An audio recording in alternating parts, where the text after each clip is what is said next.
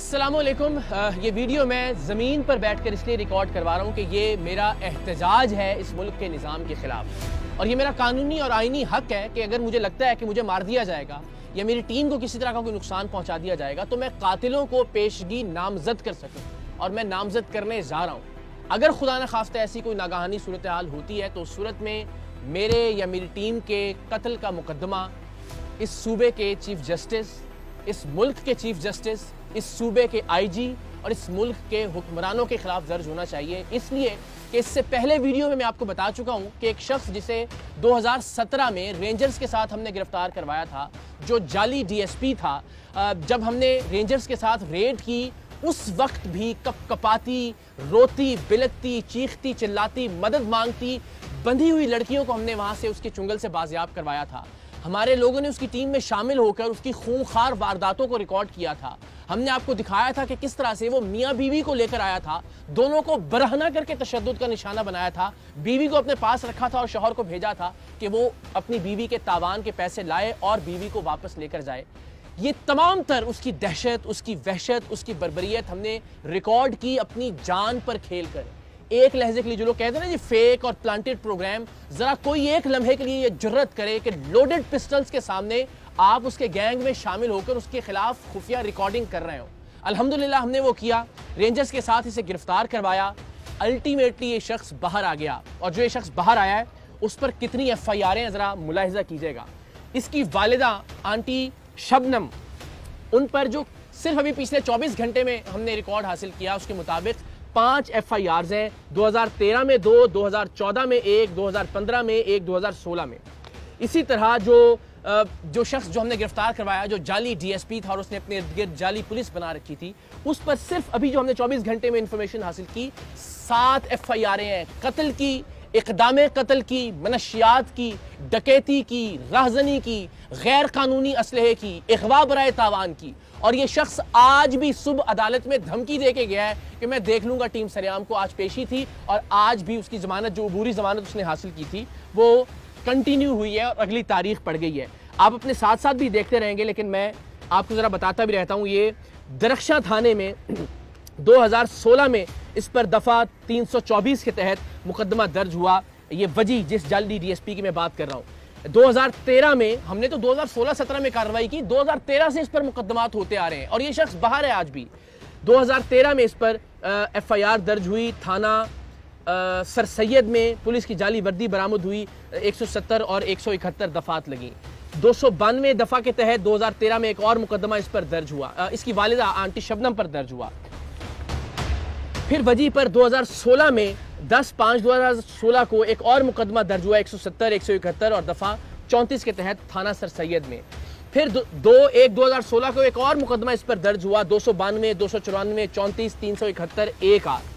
फिर वजी पर 2016 में 10/5/2016 को एक और मुकदमा दर्ज हुआ सिंध आर्म्स एक्ट के तहत, जिसमें एक पिस्टल 9mm बरामद हुई, 3 अदद लोडेड मैगजीन बरामद हुए इससे।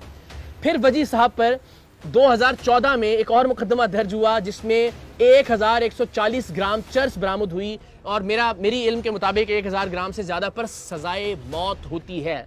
लेकिन ये साहब आज भी बाहर हैं और धमकियां दे रहे हैं। अगेन, धमकियों से डरने वाले नहीं, हर दूसरा आदमी इसी कैलिबर का हमने अल्हम्दुलिल्लाह बेनकाब किया है, और ये सारे के सारे हमारी जान के दर पे हैं। लेकिन चूंकि इसने कोशिश की अगवा करने की हमारी टीम के एक मेंबर को, उसकी CCTV फुटेज भी आप देख सकते हैं, हमने पिछली वीडियो में बताया भी, तो इसलिए ज़रा हम बेनकाब करना चाह रहे हैं इस मुल्क के सिस्टम को भी कि ये इतनी FIRों के बावजूद ये आदमी इस वक्त खुला फिर रहा है और धमकियाँ दे रहा है। 6/9/2014 को वजी साहब पर एक और FIR हुई, 394 और 34 तेपे के तहत। इस शख्स पर जाली डीएसपी वजी पर 2/1/2014 को एक और मुकदमा दर्ज हुआ सिंध आर्म्स एक्ट के तहत, जिसमें रिवॉल्वर 32 बोर 2 राउंड जिंदा यानी और बगैर लाइसेंस के ये बरामद हुए। से सारी आप अपने साथ अपनी स्क्रीन पर देख सकते हैं।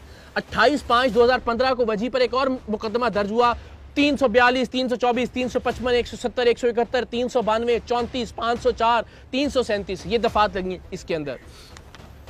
फिर जनाब इसकी वालिदा पर, आंटी शबनम पर, जो कि बुनियादी तौर पर एक फहाशी का अड्डा चलाने का और मनशियात का अड्डा चलाने का काम करती हैं, 2014 में, ये नई FIR नहीं है, 2013 से ऑनवर्ड्स के FIRs आपको दिखा रहे हैं, 1595 ग्राम चर्स बरामद हुई 2014 में। ये FIR आप स्क्रीन पर देख सकते हैं। फिर जनाब एक और मुकदमा दर्ज हुआ और उसकी तारीख है 15/3/2020। ये थाना सर सैयद सेंट्रल में दर्ज हुआ और इसमें 371, 372 तेपे, 34 तेपे ये सारी दफात लगी। ये वो हैं जो अभी हम हासिल कर सके रिकॉर्ड।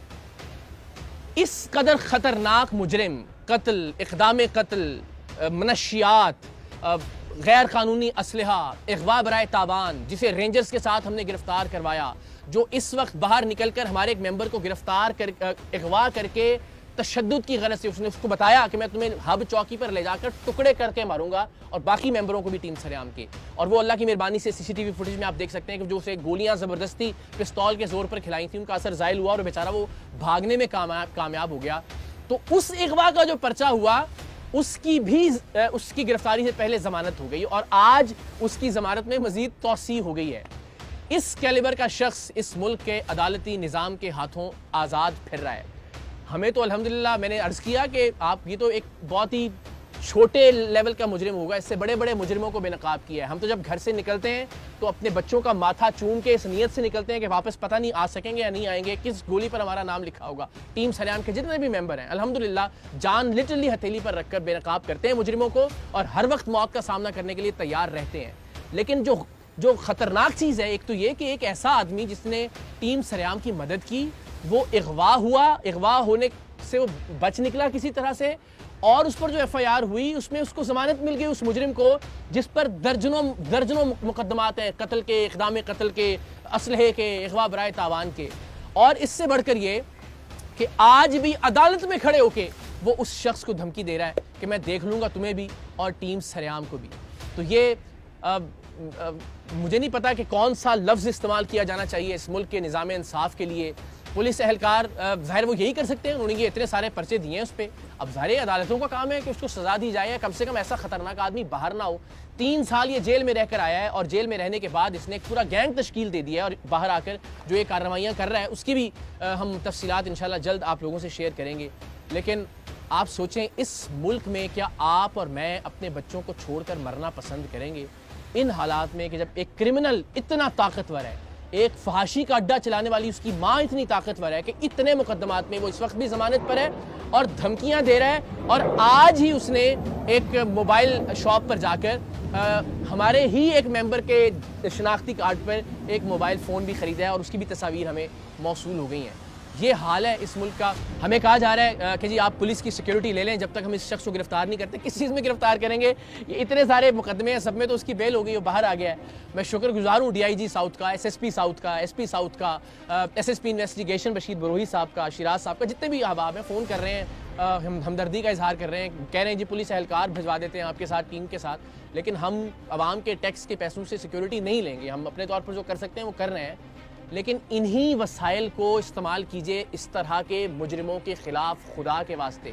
वरना कोई भी शख्स जिसका बस चलेगा वो इस मुल्क से चला जाना चाहेगा। वो नहीं चाहेगा कि इस तरह के निज़ाम इंसाफ के अंदर अपनी औलाद को छोड़कर वो इस दुनिया से रुखसत हो। सो मेरी जितने भी अरबाब इख्तियार इस वक्त देख रहे हैं, बिलखुसूस अदालत से मुतल्लिका जो शख्सियात हैं, अल्लाह ने जिन्हें इख्तियार दिया इंसाफ का, उनसे दस्तबस्ता दरख्वास्त है, इस क्रिमिनल रिकॉर्ड का हामिल शख्स भी अगर इस वक्त आज़ाद फिर रहा है तो फिर वो लोग जो तनकीद करते हैं वो तो करते ही हैं, मैं भी तनकीद कर रहा हूँ। अगर इस पे तौहीन अदालत लगती है तो मैं हाजिर हूँ, गिरफ्तार कर लीजिए, जो सज़ा बनती है आप बिल्कुल सज़ा दीजिए। लेकिन अपने बच्चों के लिए, अपने बच्चों के मुस्तकबिल के लिए हम आवाज़ उठाते रहेंगे। मकसद कोई हमदर्दी वसूल करना नहीं है, कोई सिक्योरिटी लेना नहीं है और ना ही इंशाअल्लाह अज़ीज़ हम लेंगे। मकसद सिर्फ बेनकाब करना है इस मुल्क के निज़ाम इंसाफ को।